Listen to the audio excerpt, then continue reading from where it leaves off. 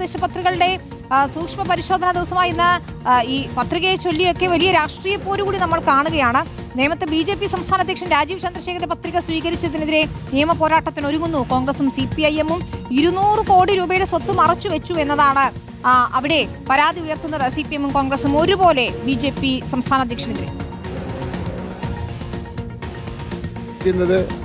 ഈ വിഷയത്തെ സംബന്ധിച്ചിടത്തോളം ഇവിടുത്തെ റിട്ടേണിംഗ് ഓഫീസർ എടുത്ത തീരുമാനത്തെ ചോദ്യം ചെയ്തുകൊണ്ട് കേരളത്തിലെ ചീഫ് ഇലക്ഷൻ കമ്മീഷണർക്കും ദേശീയ ഇലക്ഷൻ കമ്മീഷണർക്കും പരാതി കൊടുക്കുവാൻ വേണ്ടി പോവുകയാണ്. ഇത് കൂടാതെ തന്നെ കോടതിയിൽ കേസ് ഫയൽ ചെയ്യാൻ വേണ്ടി പോവുകയാണ്. കോടിക്കണക്കിന് രൂപയുടെ ആസ്തിയാണ് മറച്ചു വച്ചിരിക്കുന്നത്. ഈ തെരഞ്ഞെടുപ്പിൽ ഇപ്പോൾ തന്നെ കോടിക്കണക്കിന് രൂപ നിയമമണ്ഡലത്തിൽ ഒഴുക്കി കഴിഞ്ഞിരിക്കുകയാണ്. BJPയുടെ പ്രവർത്തകർക്കും അല്ലാത്തവർക്കും പണം കൊടുക്കുകയാണ്. ജനാധിപത്യത്തെ പണാധിപത്യം കൊണ്ട് നേരിടാനാണ് ശ്രീ രാജീവ് ചന്ദ്രശേഖരൻ ശ്രമിക്കുന്നത്. രാഷ്ട്രീയപരമായി നേരിടുന്നതിന് വേണ്ടി അദ്ദേഹം ശ്രമിക്കുന്നില്ല.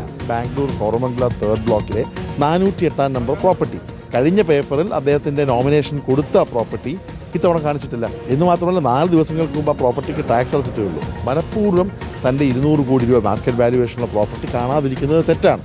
BJPക്കെതിരെ ശക്തമായി സ്ഥാനാർത്ഥി അടക്കമുള്ള ആളുകൾ പോരാടുമ്പോൾ നിശബ്ദമായി BJPക്ക് ഇവിടെ ഇരുന്ന് കൊടപിടിക്കുന്നത് LDFകാരാണ്.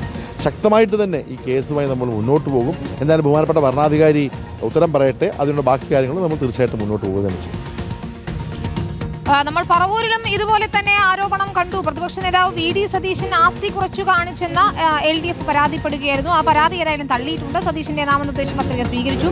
കുട്ടനാട്ടിൽ LDF പരാതി ഉന്നയിച്ചതിനെ തുടർന്ന് UDF സ്ഥാനാർത്ഥിയുടെ പത്രിക മാറ്റിവെച്ചിരിക്കുകയാണ്. അർജുൻ മട്ടന്നൂരാണ് ചേരുന്നത്. അർജുൻ, അവസാന നിമിഷം വരെയും സസ്പെൻസ് എന്ന രീതിയിലാണ് കാര്യങ്ങൾ. പക്ഷേ ഇന്നിപ്പോൾ പ്രമുഖരായ 2 നേതാക്കൾ, 2 സ്ഥാനാർത്ഥികൾ രാജീവ് ചന്ദ്രശേഖരനും പ്രതിപക്ഷ നേതാവ് VD സതീശനും എതിരെയാണ് ഇത്തരത്തിൽ ആരോപണം വരികയും ആ പത്രിക ആദ്യഘട്ടത്തിൽ മാറ്റിവെക്കുകയും പിന്നീട് അത് സ്വീകരിക്കുകയും ചെയ്തത്.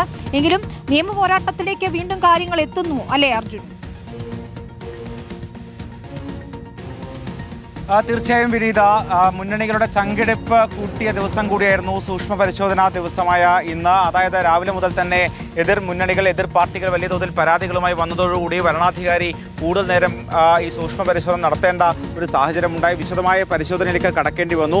നേമത്ത്, കുട്ടനാട്, പറവൂർ അതോടൊപ്പം തന്നെ ഗുരുവായൂർ എന്നീ 4 മണ്ഡലങ്ങളിലാണ് പ്രധാനമായും ഇത്തരമൊരു പരാതി ഉയർന്നത്. ഇതിൽ നേമത്ത് BJP സ്ഥാനാർത്ഥിയായ രാജീവ് ചന്ദ്രശേഖരനെതിരെ അദ്ദേഹത്തിന്റെ ആസ്തി സംബന്ധിച്ച് തെറ്റായ വിവരങ്ങളാണ് രേഖപ്പെടുത്തിയത് എന്ന പരാതിയാണ് LDFും മറ്റും ഉന്നയിച്ചത്. പക്ഷേ ഒടുവിൽ വരണാധികാരി ഈ പത്രിക സ്വീകരിക്കുകയായിരുന്നു. അതേസമയം കുട്ടനാട് UDF സ്ഥാനാർത്ഥിയായ റെജി ചെറിയാന്റെ പത്രികക്കെതിരെ നൽകിയ പരാതിയിൽ തീരുമാനമെടുക്കുന്നത് നാളെയായിരിക്കും. ഇതിൽ വിശദമായ വാദം കേട്ട ശേഷം തീരുമാനമെടുക്കും എന്നാണ് ഇപ്പോൾ വരണാധികാരി അറിയിച്ചിട്ടുള്ളത്. പറവൂരിലും ഇത്തരത്തിൽ 4 കാരണങ്ങൾ ആരോപണങ്ങളായി ഉന്നയിച്ചുകൊണ്ടാണ് LDF പരാതി നൽകിയത്. പക്ഷേ അവിടെയും വിശദമായ പരിശോധനയ്ക്ക് ശേഷം VD സതീശന്റെ പത്രിക വരണാധികാരി സ്വീകരിക്കുകയായിരുന്നു. അതോടൊപ്പം തന്നെ മറ്റൊന്ന് ഗുരുവായൂരിലാണ്. അവിടെ NDA സ്ഥാനാർത്ഥിയായ B ഗോപാലകൃഷ്ണനെതിരെ കേസ് ഉള്ളത് കൊണ്ട് തന്നെ പത്രിക സ്വീകരിക്കരുത് എന്നതായിരുന്നു പ്രധാനപ്പെട്ട ആവശ്യം. എന്നാൽ കേസ് ഉള്ളത് പ്രശ്നമല്ല, ശിക്ഷിക്കപ്പെട്ടാൽ മാത്രമേ പ്രശ്നമുള്ളൂ എന്ന് വരണാധികാരി കണ്ടെത്തുകയും ചെയ്തു. എന്തായാലും തിരഞ്ഞെടുപ്പിന് ശേഷം ഈ മണ്ഡലങ്ങളിലെല്ലാം തന്നെ നിയമപോരാട്ടം ഉണ്ടാകും എന്ന കാര്യം ഉറപ്പാണ്.